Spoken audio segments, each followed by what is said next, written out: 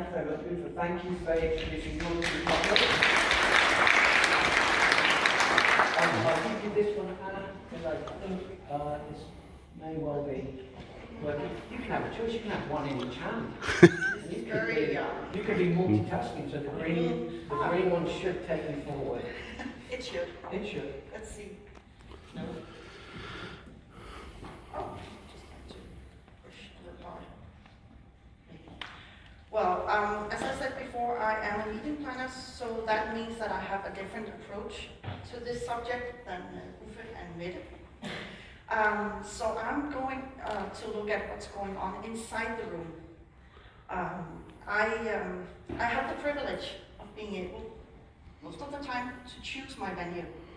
So I'm looking at what does the venue do, and how do we change our programs or our design in the future. So that's what I'm going to talk a little bit about. It's not about us and them, it's about being partners. And the second topic you had, I'm going to elaborate on that a bit in my second topic. So yeah, we're very much aligned. Anyhow, first thing that I think is going to change a lot in the future is understanding how we learn. It's understanding how the body and the brain works in a learning situation. So it's about thinking that you have to remember that people can only concentrate for about 20 minutes at a time. So you need to break up your program. You need to have little exercises. You need to have maybe a coffee break, but it doesn't have to be a break per se. You need to game it up a little bit. You have to maybe support concentration by introducing a scent. I think it's rosemary that supports concentration. So if you send out rosemary smell, you might be able to up people's concentration for a bit. You also have to understand that this will change the way you support your speakers. So if you want your speaker, usually they speak a lot. Like if you have scientists, they love their PowerPoints, they love talking about their area of expertise, and we still want to know about their expertise. But you have to break it into little pieces. And you might run into somebody who thinks that this is kind of annoying, this is not what I'm used to. So meeting planners have to embrace this and try to support the speakers. You know, tell them why we do this and how we do it. Because usually, and that goes for all of us, even if we're not scientists, usually it is that if you understand why you do something, it's easier to do it, and it's easier to comply with it. So help your speakers break down their program, design your program, so it's not like people sitting in long rows of chairs, just listening to somebody ramble on and showing their slide number 152. We only have 151. Oh, I listened to what you said. I'm happy about that, yeah, really happy about that. Learning is also about how we compose ourselves. So it might be that this gentleman, he likes to sit in that chair, but it might be that this lady, she wants to sit on a sofa. Maybe we even have to stand, maybe we have to walk and talk. So you have to embrace all of this in your program. You have to remember that we are here to learn, so we need to make the most of it. And we have to support our event by planning it and designing it so that we support learning. And for the venues, I'm just going to say a little bit about that because I'm coming back to the venue. We need you to be our creative partner. We need you to be flexible, and we need you to understand these things as well. Because if you understand learning, then it's easier for you to work with us when we come up with some crazy idea about something. So, but I'll get back to that in a moment. Yep. My next topic is very much along the lines of what Uffe just said, because that is about what we in experience design call mass customization or personalization or individualization. And I know that you spoke about that. So when you have a group coming for your event, you have to understand the me first culture. And I usually hear people talk about, oh, it's just the young people. And the Slido thing said that we are, what was it, middle-aged something? Midlife, mild midlife. Mild midlifers, yeah. And it's not just about the young people, it's about all of us. Because today everything is personalized. So when I buy a ticket for your conference, I want to be able to create my own agenda. I want to be able to know, for me, when is the best time to eat, so I need the food to be there. I need to know that I can sit the way I want to. I need to know that I can build my own conference. That's going to be a little different, a little difficult maybe for some of you, but it's gonna come, so just embrace it. It's not about if you like chocolate mousse, that you always have to have chocolate mousse, because we know that Dr. likes chocolate mousse. Maybe you have seven different things, and maybe you can't have chocolate mousse today, but you might like citronmåne. That's a Danish thing, you should try it. Lemon moon. Lemon, but it's but you have to try the original one from that gas station. Yes. In a plastic wrap. Yeah. It hasn't been buried in the ground for like 6 months. No. But it could just as well, because it's nothing but E numbers and, well, anyhow. But you might be able to, you might like lemon moon, and maybe there's lemon moon on the buffet. Well, anyhow, so it's not about, you wanting chocolate mousse and you wanting lemon moon. It's about having the choice. And it's also about having the choice of how you create your own program. It's about being able to decide if I want to be an active part of the meeting or more of a passive part of the meeting. But we always have to involve our participants, but that's a different part of it, It's like saying to people, go out there, network. We know that somebody will end up in the corner with their phone, so that's not networking.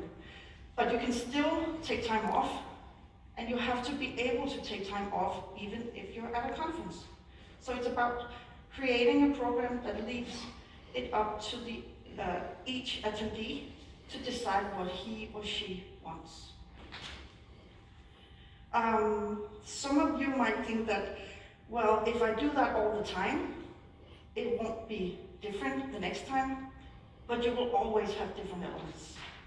And it's not like you plan this totally new meeting and then you cut out like a cookie cutter and then you say it's always going to be like this. No. Once you've done that a few times, you have to start changing and redesigning again. It's an ongoing process, and that's why we will still have our jobs in a few years. Also, don't change everything at once, because we are all a little comfortable with what we know. So if you change everything, you'll scare your attendees away. But this will definitely get bigger in the future. So, for the venues, as I said, be our creative partner. You have to know your customers. You have to know if there's, you're talking to a meeting planner who has 20, 30 years of experience, or if you're talking to somebody with only maybe, 2 years of experience, because we want different things. We always want your support when it comes to your venue, your area, your local traditions, because that's what we don't know ourselves. We also need you to be flexible, and you said it, flexibility with room setups, with timings. It's if you always serve lunch between 12 and 1, well, maybe I need the lunch to be at 11 or 1 or 2 or whatever. Please support us in this. And let me let me be a little rude, if you don't, we'll take our business somewhere else. Because this will definitely be big. The venues in the room need to take heed of that. Yeah. It's just a There is suggestion. no choice. There's no putting up. Yeah, but we will, because we have to adapt to our attendees, and if we don't do that, they'll find some other conference or event to attend. So we have to do this. In my opinion, skip the predefined packages, sell each element individually, because it's very traditional with the morning thingy and the lunch and the afternoon break, and it's, maybe we want something else. And I know that everything is possible, but maybe you should think about, breaking up each predefined package. Yeah, and then you said something about that we could be honest in our panel. Yeah. So I'm gonna say one thing. Please, please don't add being difficult fee. Like, okay, I can break up the parts of the predefined package, but then it's gotta cost you this and this and this and this. Okay, we're not doing it to be difficult. We're doing it to create an experience for our attendees, and we really want you guys to be part of it and to support it. And you said it very well. So I see good things in the future, even though I pick the devil. I'm ready to take your order. Let's talk business. Thank you. Thanks so much. Hold for one moment. There's a couple we'll open up to the audience for questions. But a couple of things you said there which I thought were particularly interesting. One was coming back to the learning style, how we learn differently. And it's no, mistake that we have a warm-up session here this morning. We're using Slido participation, having a bit of fun with some bits on stage, just to try and keep that creative, keep our minds creative over this session. But you talked about telling your audience that you're doing things differently because of wanting to connect with people's different learning styles, as opposed to just doing it. And I haven't heard that before, and I thought that was quite important, because if we understand why something maybe is being delivered in a way that isn't personally comfortable for you, but actually it'll engage someone next to you, then we're kind of okay with that if we understand why something's happening, and we're not so critical as a delegate saying, oh, but that session, I just want to be talked to. I don't want to talk back. We've got to understand that through personalisation, that's important, that people understand why we're doing some of these things. And it's also part of setting expectations. So if I write an invitation for a conference, I could mark out the things that are very interactive, or maybe the things that are more traditional, because sometimes I'm very outgoing, sometimes I'm not. So I can, decide on the day if I want to be part of something that's very interactive, or if I just want to be told something new. Yeah. Sunday mornings are not so interactive. Oh, you're not? No. I don't understand that. Yeah, I don't know why. Yeah, it's true. At different times in the day as well. Exactly. The second one you talked about, the personalisation. We hear a lot about that, don't we? And, different styles, different seating in the same meeting room, because we all have our own preferences. And I've seen the power of that. But then you also talked about cost. We want this, but we don't want to be hit with exceptional costs. So I'm going to open that out, because I think this is an opportunity for any of you that stood up earlier, which I think were the partners that Marlene asked to stand up, or even if, but certainly I'd like to get some thoughts from out here. Does the personalisation of events, either through food and beverage or meeting room layouts, add currently to the costs for you at the moment, or have you embraced that in your basic business plan? Is it something should have I misunderstood, or sorry? Have I misunderstood, or or is it the reality? Yeah. Who'd like to? It's an opportunity if you do great things and you're flexible to speak out. Do it both ways. Do it both ways, because some add-ons are expensive to deal with for us, and if you tell that it's possible to sell it, and you will accept it. What your problem is all the small ones. You have to pay 10 or Yeah, 15 kroner. exactly. Or Yeah. smaller, that's what's irritating you. Yeah. But if you really put a demand on me where you want something and you know it's bigger, you know it's changed my options for delivery, you would accept a higher price. Of course. I'm not expecting you to put on, Dom Pignon and caviar and just charge for sandwich. Yeah, But there is a, yeah, there but is it's exactly the, reasonable- 10 yeah. here and 15 there. Yeah. It's just annoying. I would agree. I know you said it. I'm honest. Yeah. Well, you said it in an honest way, but also a little bit sort of tongue-in-cheek, that, I take my business elsewhere. But there's a really important message there, I think, is that if you know that you're going to want that flexibility or do things or the personalisation, you have to evaluate or have to make that part of your evaluation of the venues up front. Because when you come back to the wrong venue 2 to 3 weeks before your event and say, oh yeah, well, I want 2 or 3 different chair types and I want some high tops at the back, and that venue isn't equipped for that, then of course you will get the extra cost to do it. Now I deal with a lot of US meeting planners, so I run these sessions all around the world, and everyone's different. In the US, they'll buy hotels in a city centre where it's a standard banqueting room, and then they believe they have to then build that room to create that experience. And then that means hiring in furniture, and one of our messages is, but if you choose the right venue at the beginning that has that environment mostly, then the costs come down. The other one as well was you talked about the venues. Don't just be the yes or no order taker that then says there's an extra cost to be able to create that. When you're working with a venue, you want to be dealing with experienced curators, not order takers, right?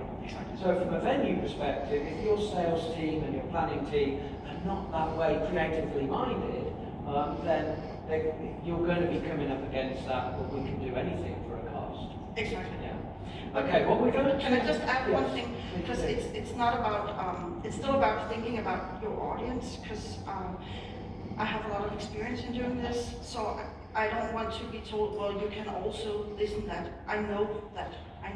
So listen to me when I ask what I want, and of course support that, and definitely support it locally. Like, I don't know much about Middelfart or anything. So do that, but don't tell me, oh, you could sit in round tables. Yeah, sorry. I'm being very honest. Yep, and that's what we're here for today. Unless we're honest with ourselves, we don't move forward. So thank you very much, Anne. That's great. Please take a seat.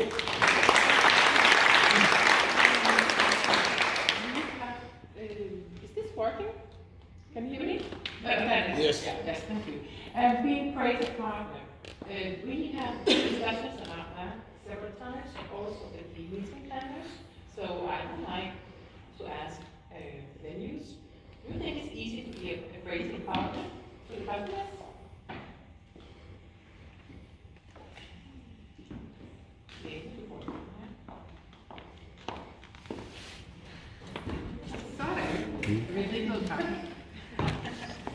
Well, it would be stupid if I said no. I think with extra costs, with small things, we encourage people to go out, because we're the outdoor capital in Denmark, to instead of have a buffet with coffee and tea and cakes, and take a picnic basket, because it changes your mindset, and then you remember the meeting more. If you have just a small outside the venue or just in the park, you just need to be that much, and we try to encourage that, and with no extra cost, because it's those small details shouldn't cost extra. It's more, as Uffe said, if it's a gourmet dinner instead of a buffet or something like that. Otherwise, we should just be flexible to make the small changes. So do they listen to you? Yeah. Do they do that? Yeah. All right, thank you. Yeah. It's because when you, as a meeting planner, come with a food program, do you want to be, well, I agree with that. I know you would like to be challenged even if you have a food program. It's the way you do it, the exercises you do during the day. But when I talk to the venues about it, they love to do it. But when they feel like when they challenge you, is that no? Anyone recognize that? Yes? Robin. So, talk about, I mean, you have excellent rooms for every kind of situation in the room. Yes. Yes. So, Well, our idea is to inspire people, to make them happy, open, and more receivable to an agenda.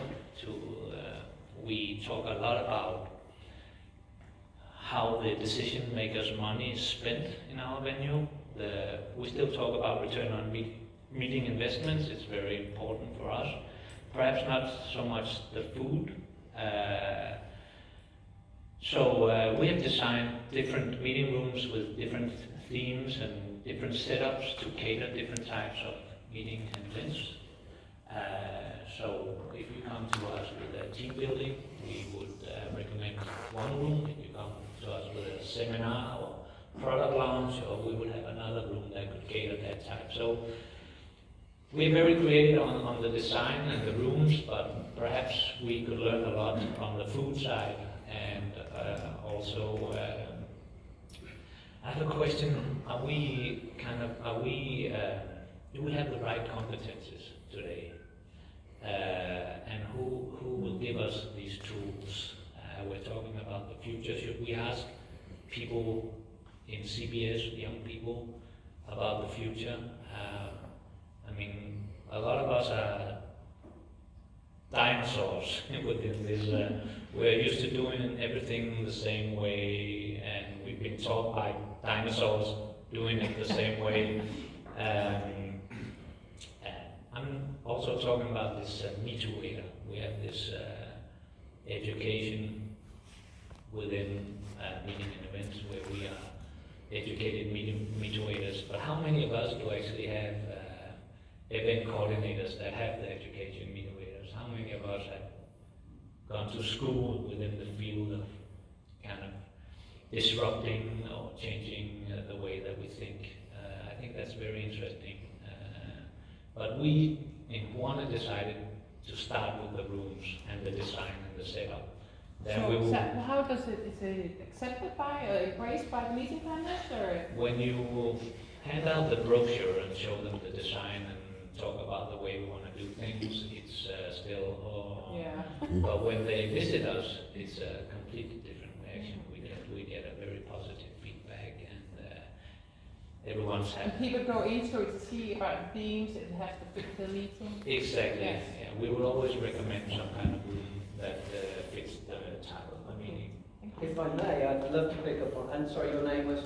Robin.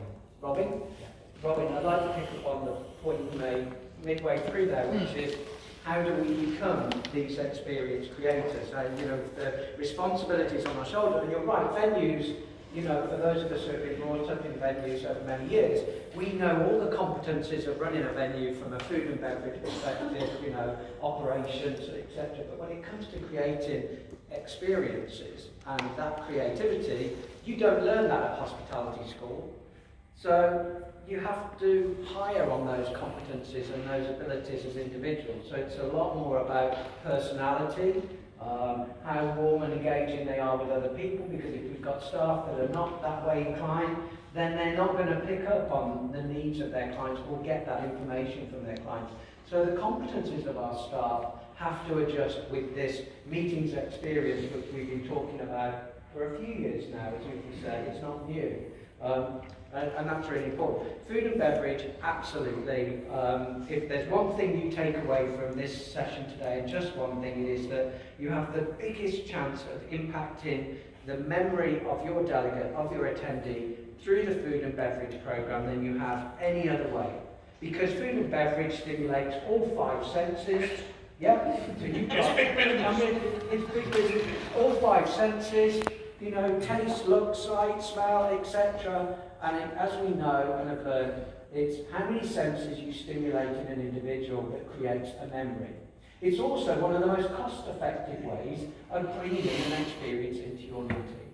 So Marlene, I'm going to just very quickly take that.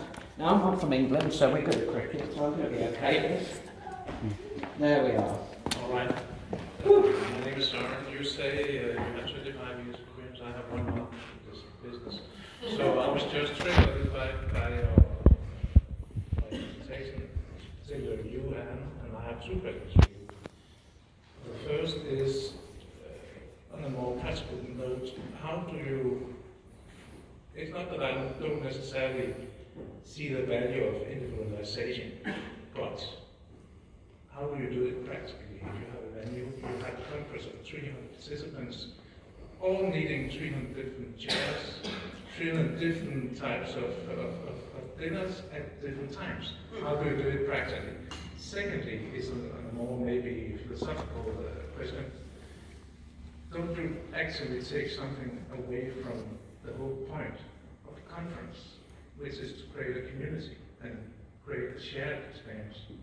If you have 300 individuals running around with a bubble and demanding individual, I think maybe there's a little bit of misunderstanding, because the whole point of the conference is to give away some of your individual needs in order to maybe get something bigger in the community.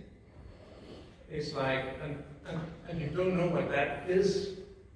You just take a leap of faith and you give away some of your individual needs because you maybe think that you gain something larger in a larger experience. It's like the iPhone. People didn't know they needed it before it was there. So sharing ideas at night. exactly. So maybe you are doing in Danish, you would say a journey change to your clients, is that you're trying. You think maybe that you're providing value, but maybe you're taking away the essential value of a conference. Of the face-to-face meeting. So that's your question. Can I? Absolutely. Yeah. First of all, it's not my intention that you have to have 300 different kinds of chairs. It's more about decorating the room. Maybe you have some chairs, maybe you have some sofas, maybe you have some high tops where people can stand. So it's not about, you know, Annette wants the red chair with the 3 legs and it has to have yellow dots. That's not the point. It's about creating different environments within the room where you can choose. Maybe before lunch, Annette wants to sit on a high chair, but after lunch she wants to sit on the sofa. So it's not 300 different chairs I'm looking for. And I'm not looking for 300 different kinds of dinner, because I know that's a big problem today already with all those gluten this and not this and not that. I don't know what it's called, vegan, whatever. So that's not the point. The point is maybe you have to have a longer period of time where you serve lunch. So if we are 300 and you have, I don't know, 2 hours instead of 1, there will still be some sort of community, because we will still need to be, I don't know, 50 people at one time going for lunch. But maybe I want the fish and you want the steak and you want the vegan meal. So we go to each our station or room or whatever, but we can still sit together afterwards. You know, pick up your lunch, go sit somewhere. And you know, inside the room you still have to create some sort of belonging or community. So it's not about having 300 different speakers for 300 individuals. It's about saying, okay, I would like to know about this topic, but I want to know about it if you just tell me what I should know. But maybe daughter wants to know in a way where she gets to work with it at the same time. So we have 2 sessions, maybe 3, I don't know. So it's building towards more and more personalisation rather than radically moving from one to the other. Because when Anne told me about this whole idea, I thought, wouldn't it be cool if you know, in 5 years' time you book your hotel room and part of your online booking process was that I'd like the fruit teas in there, and do I want Pete's coffee or Starbucks coffee or something else, and you have that, and when you walk into your guest room, actually that's been set out for you. And whilst that's a little bit wild, actually we're already getting that in some other aspects of the way we buy personally, aren't we? You know, just from our food orders, from the way we buy a car these days. So just starting to put ourselves in the mindset of, if we do just one thing for all of our delegates, that's not personalisation. But if we can grow and do more within a reasonable component, that's a positive. And you still have to involve the participants, so that's where you create some sort of community. Great.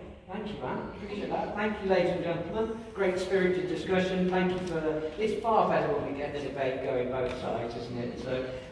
So now I would like to hand over to Mette from the IACC Conference Centre.